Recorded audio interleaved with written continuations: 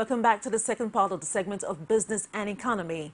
And I have my guest with me, Mr. Henry BOYO, the CEO of Allied Techno System Limited. You're welcome to the program, sir. Thank and you he's so also much. an economist. And today we're going to be talking about the impact of the monetary policy rate on the Nigerian economy. But before we go further, let's take an up sound from Godwin Emefiele, the central bank governor of Nigeria, where he said the cash reserve ratio harmonization of the public and the private sector deposit was left at 31%, and that the bank, however, retained the monetary policy rate at 13%.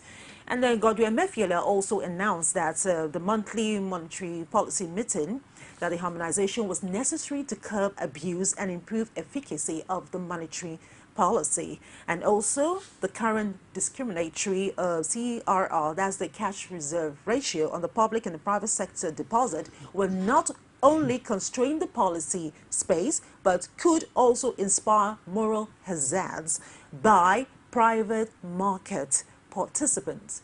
Can we have a listen to that? When we closed the official foreign exchange market, we were very clear that said that we would allow the interbank market to operate and remain robust. And we've taken a couple of actions that is meant to increase the liquidity in the interbank market. We also said that what central bank will do from time to time is to come in and intervene to meet the demand for foreign exchange depending on the direction of exchange rate. So CBN is just only a participant in the interbank market. Bank customers are free to go to any of their banks and buy foreign exchange, and those banks will quote for foreign exchange in the interbank market. We only come in from time to time to intervene. But what we found is that almost on a daily basis, bank customers expect that central bank must intervene. It is not possible for central bank to intervene on a daily basis. But we will try as much as possible to ensure that all demand is met. Well, there you have it. What do you have to say about that? And where is the direction of the Nigerian economy going to?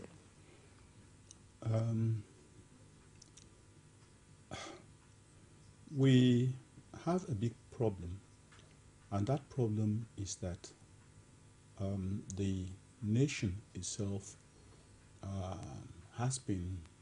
our people have been subjected to abuse, deliberate abuse, because of the recognition that most people don't understand the process of monetary management and the expectations from monetary management. What Mr. Emefiele was saying there was a little bit pathetic. Pathetic in the sense that he has left the cause of the problem and is chasing shadows. How do you say that? Very simply. You see, it is not often generally realized that central banks' activities in the foreign exchange market is actually the cause of the depreciation of the naira and the problems we encounter as an economy. It is regarded that most people don't understand, so they can get away with it. For example,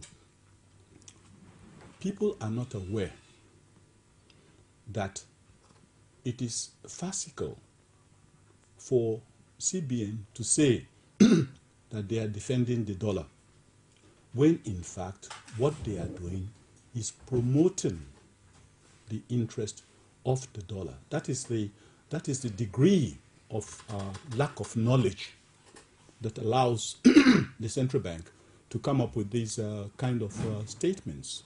In order for central bank to accumulate its reserves, its so-called own reserves, it is necessary that central bank will first of all kill the economy. Kill the economy. That is right.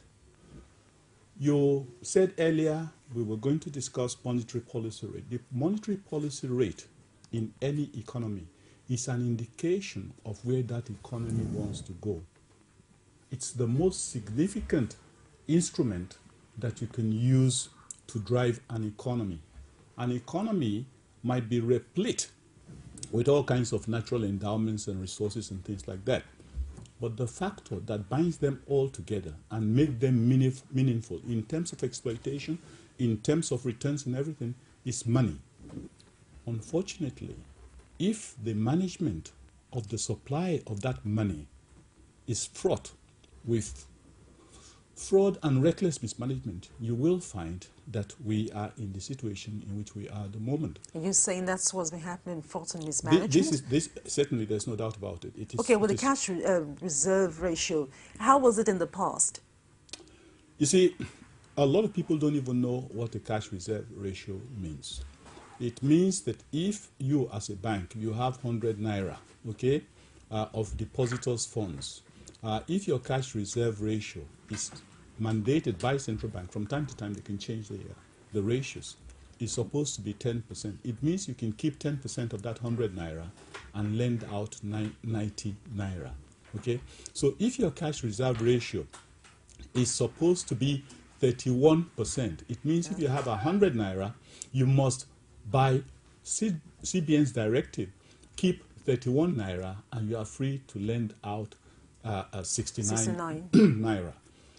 You can imagine that in an economy that is supposed to be short of employment opportunities, that is desirable of growth, what you want to do is normally to ensure that there's plenty of money in the system so that investors can borrow, expand their production, employ people, and more people will be employed and have money to spend as a result of their wages.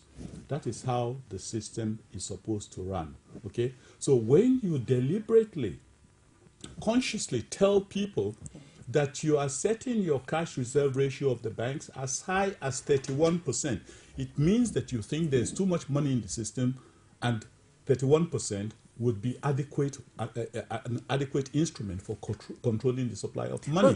But some analysts say it's contrary to the view you're looking at it. It's what? They say it contrary to that, you know, review you're looking at. Well, because they feel that it's some people say, okay, it's beneficial. Some people say, no, it's tactical. I think you should listen to my story, okay? Then you might make up your mind whether the other people who are saying it are right or I am right, okay? If you want to build an economy, you must ensure, okay, there is adequate money in the system. At the point in time, at this current point in time, we all know that industries are crying for funds, okay? We know that industries cannot get funds from their backyard. They have to get it from the banks, okay? And the same CBN that knows that there appears to be this shortage of funds within the system is making it so much more difficult for funds to be available. Because as I told you, if 100 naira is what the bank has, if the central bank feels the real sector requires funds, there is no reason why the cash reserve ratio should not be 10%, okay? So when they deliberately move the cash reserve ratio from 5 or even 10% to as high as 31%, it means that there is something technically wrong, because at that level, you are saying banks don't lend money, okay? Refuse to lend money to people who come to borrow from you. In any case, if you don't want to do it by yourself, we're going to make sure that we'll set a limit, a directive, that you cannot use 70%, 31% of the funds that you have available. Isn't that a contradiction of an intention to grow the economy by making sure that funds are available to the real sector so that they can grow? So you can understand why I say it's fundamentally a defective strategy. It's almost farcical, in fact, because it is like somebody who says, I want to go to the Atlantic Ocean, and you can see by the compass he's going towards the Sahara Desert. That is exactly, but you know, they can get away with these things because they know very few people are questioning, and even those people who are questioning, so long as you don't listen to them, you can continue to get away with it. The result, the product of the what I would call, in inverted commas, reckless management, is that more Nigerians are suffering in the midst of plenty.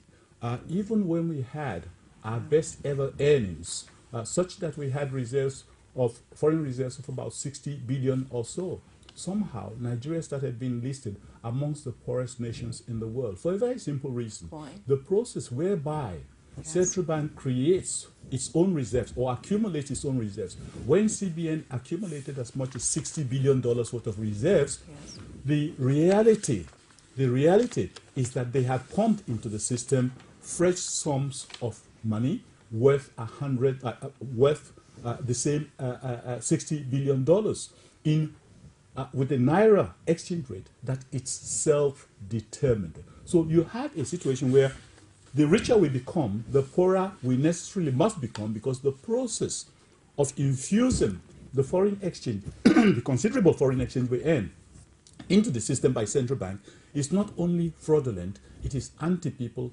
anti-social, and it will never ever get us out of the woods. I've said this for 14 years and things have never changed, so it must mean that I'm right, surely, because you see all these experts are coming and saying we can do it, we can, and in the So process why we do they still always remain say, in one place. okay, let me take you on that. So why do they always say there's so much liquidity in the system? Good question. Have you ever seen any situation where anything that is surplus, because excess liquidity means surplus, okay? Have you ever seen, or can you tell me of any commodity or item that becomes more expensive when it is in surplus, okay? And that is exactly the point. That's what I mean, that a lot of people don't understand that we are being ripped off, okay? Because you ask the right question. Why is there continuously excess liquidity, and yet we say there are no funds for the real sector? Meanwhile, government appears, or government is still the biggest borrower in the system. Government borrows 60% of all funds that are available, made available by the banks as loans. Okay? So how can you say that something that is continuously in surplus, when you want to borrow it, the real sector borrows at 20-something%? Isn't that crazy? Because you have admitted, as the agent that creates money in the system, that there is a surplus amount of money in the system. And as I said, nothing that is in surplus continues to remain expensive, or even continues to be more expensive. And you must recognize, I don't see how any expert could fault this, that in the light of continuous excess liquidity, excess surplus cash, excess surplus naira, it is inappropriate that you should be talking of a high cost of funds. Okay? They know this. The central bank knows this. The Monetary Policy Committee, which I would think probably is more self-serving than serving the nation, because it consists of experts, various experts, people who are stars in their own rights. But somehow... Isn't that too much of a harsh word on them? Too much experts in their own rights? Well, they are experts in their own rights because they've done very well. I mean, they have fantastic qualifications and things like that. But those qualifications are not being translated into a genuine, sincere attempt to take away our people from poverty. I tend to believe that they must have problems when they go to bed because they know exactly what they're doing. They know that something that is in surplus never gets more expensive. No. They know that it is impossible for you to be singing one song of expansion of the economy, diversification of the economy, etc., etc., etc., whereas on the other hand, as a monetary policy committee, you're coming up with strategies that are constraining to growth. I mean, these are contradictions. They have to be made to explain these contradictions.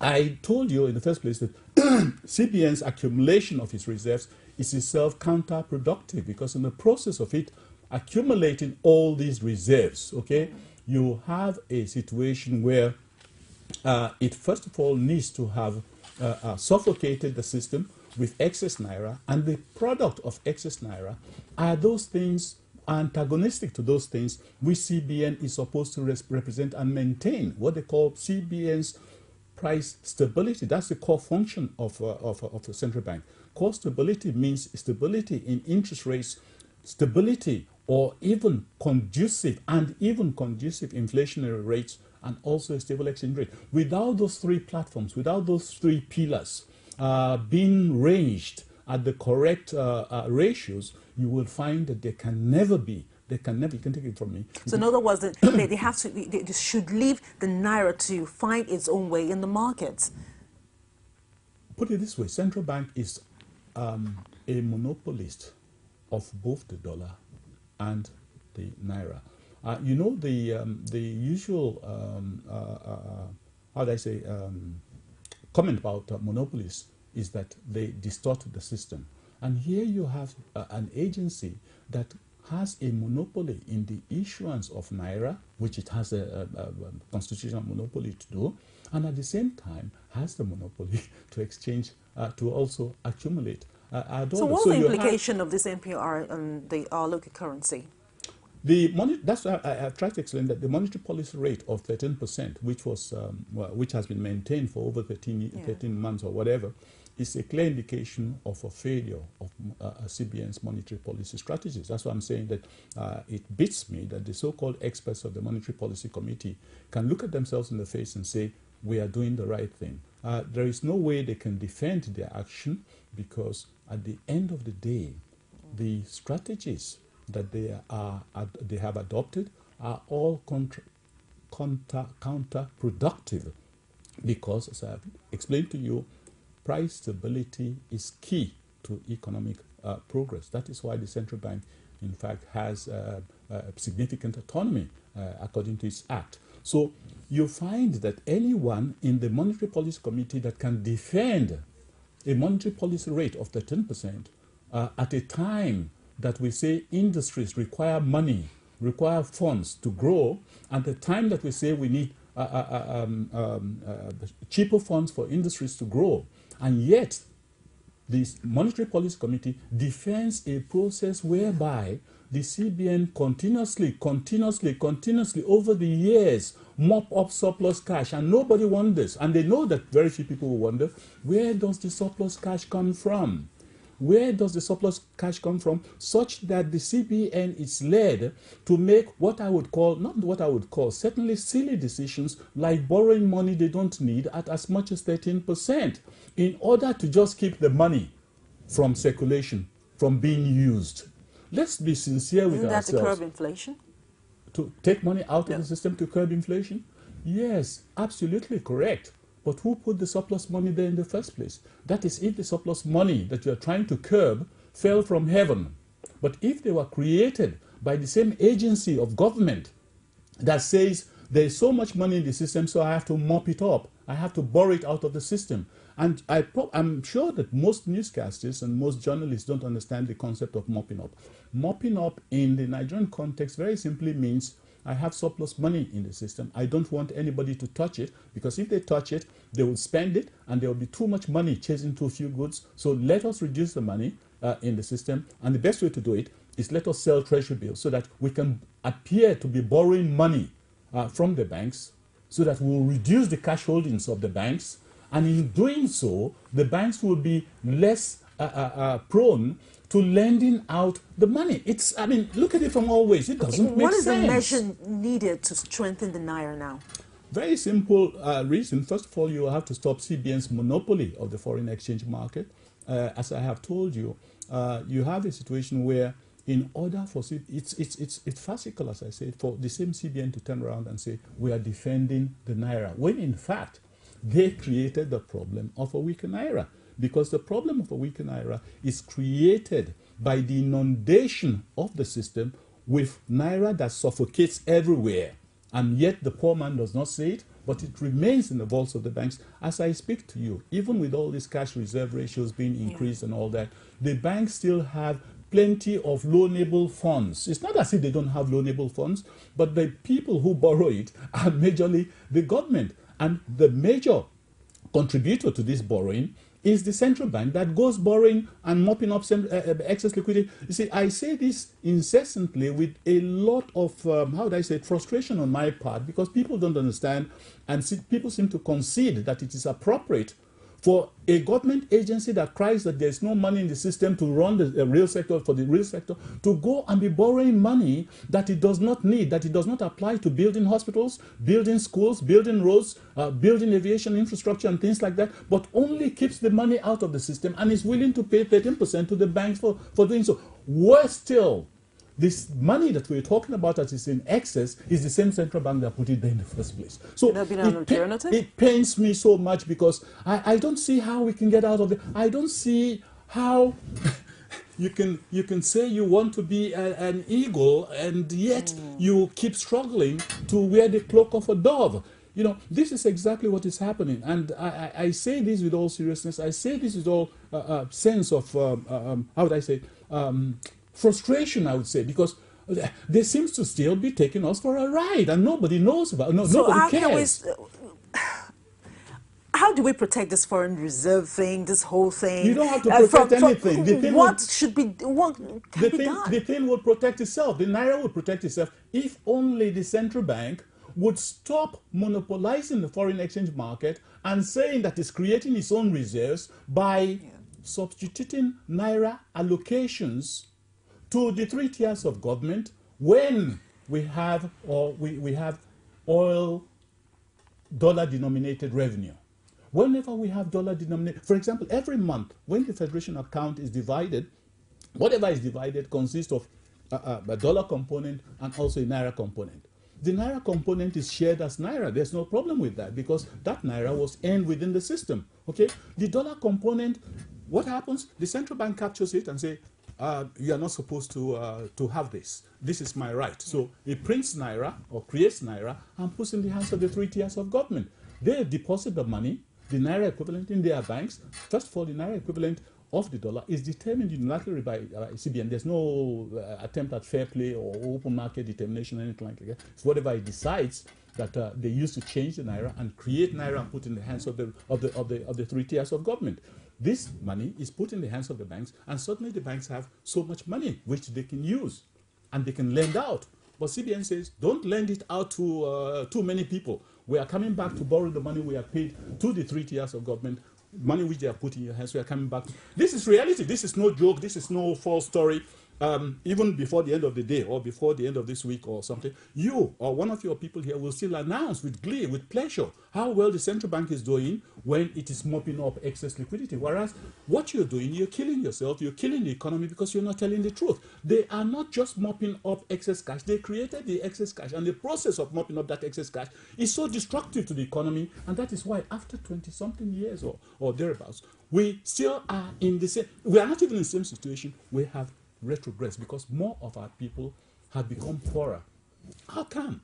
How can you explain that we become poorer when we earn more foreign exchange? But that is clear because it means that if we had accumulated $60 billion worth of reserves according to central bank, the converse, the flip side of that is that central bank has in the process of us saying of them saying we have $60 billion worth of reserves, they have created the Naira component already and given to the three tiers of government, and then they cry excess liquidity, and the amount of Naira they have created in the system is so huge that when central bank now brings rations of dollars to auction in Emefiele's word to defend the Naira from time to time, now they say, oh, central bank is doing a good job, whereas they've created the surplus Naira that is creating a problem for the Naira itself. Should there be a structural policy concerning all this? Very simple. It's a very simple solution, really, but it's a solution that would remove most of the excesses in the system. Okay. The system would run itself with very minimal regulation,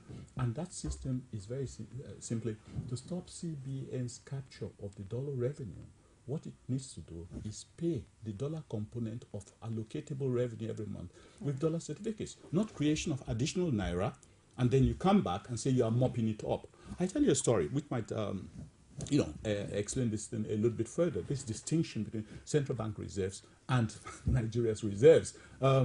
You recall about 18 months ago, the former central bank governor was on a trip to China with Mr. President.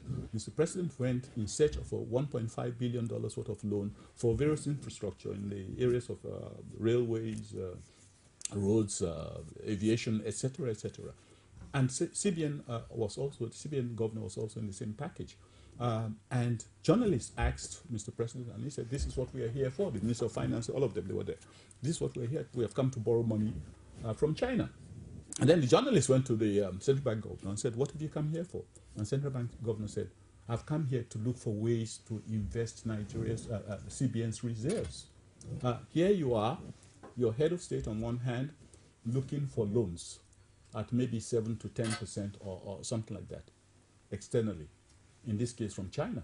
And here, at the same time, simultaneously, is your central bank governor carrying his cachet of CBN so-called dollar reserves, wanting to lend it to somebody in China who could possibly borrow it at 2, 3, 4% and lend it back to the Nigerian government. I tell you, the whole thing is a mess. It really is. Anybody who tells you that they have anything resembling a reasonable economic or management framework is definitely lying to you, because as I've told you, these are realities. There's no hide and seek about it. The central bank cannot deny that they deliberately create the excess liquidity every time. The central bank cannot deny that by setting the monetary policy rate as high as 13%, they are also debarring the real sector from accessing funds at reasonable rates of at a reasonable cost, because at the end of the day, you cannot get out of this situation unless you stop the CBN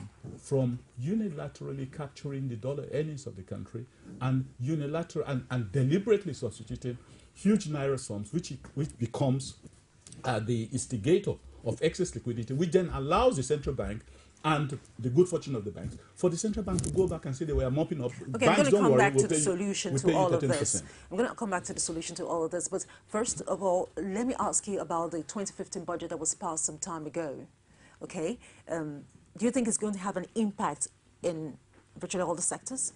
I think it would be inappropriate to expect that budget that have been so, how do I say, negligently processed.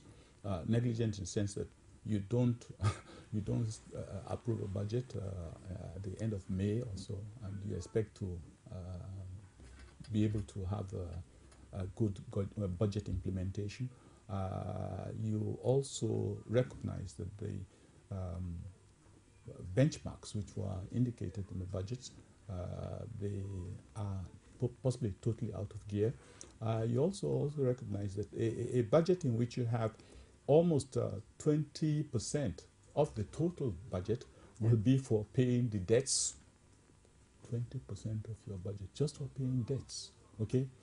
In addition to that, you are going to spend possibly another 20% of your budget and still rising on paying subsidy, and you call that a great economic strategy or a budget that is well articulated to produce socially beneficent results? No, a budget that is only 10% capital expenditure, and anybody would tell you, don't worry. I mean, you know, the inconsistencies, the contradictions are so glaring that it would require a magician, and I think they have quite a few of them in the government, to make you believe that things are... Isn't that much of sarcasm? Well, but they have done so for 20-something years. Okay, what kind of expertise, or should I say the economic team, do you expect for this incoming administration? Sincere people who do not want to deceive the populace, people who would not maintain NPR at 13% and say we have no alternative, people who would come out and say, oh, let us bail out this sector, bail out that sector, because they are aware that they don't have any reasonable... There is a reasonable strategy, but they wouldn't adopt a reasonable strategy that would make life bearable for Nigerians, you know. But the bad news is that their time is up because we cannot continue. Nigerians will not continue. But it's not for you to say that. It's going to be for the incoming administration. Oh, I'm not even referring to just, I mean, okay. You know, I put it this way, it would be wonderful if the new administration could refrain or step back and not fall into the same trap of excess liquidity and what have you. Because so what advice would you give this incoming administration based on the Nigerian economy? Well, the important thing is to recognize that the poison in the Nigerian economy is what is called excess liquidity. It's interesting, isn't it, that surplus cash can be a problem, but that's what it is. The biggest problem in the Nigerian economy is excess liquidity, and excess liquidity is the instigator of high rate of inflation that makes it impossible for people to depend on their income on an annual basis, because it's losing value at 8% every year, and every 5 years it loses 40% of its value. It's excess liquidity that's also responsible for high cost of funds to the real sector, because of excess liquidity, MPR is set at a high rate of 13%, and also you have CRR at 31%. All these have been tried in the past, and they have failed, but they know that the Nigerian people are not thinking, or very few of them know what is happening. One final word. Well, the final word, as I've said, is to ensure that the CBN does not get away any longer with the rigmarole in the foreign exchange market. They certainly have no right to capture the dollar earnings of the country and then substitute naira, which they know would create the ripple of high level of inflation, high cost of funds, and a weak naira, and then come back farcically to come and say, we are going to defend the naira that we have killed with the dollars that we have taken away from you. It's a farce. Okay, so I'm afraid we don't have much time anymore, and this is where we wrap it up on this segment. And our guest, BOYO, we thank you very much. It's always a pleasure to have you on the show. I hope you come again. All right, and please do join us same time tomorrow right here on Business and Economy. And your headline comes up in a moment.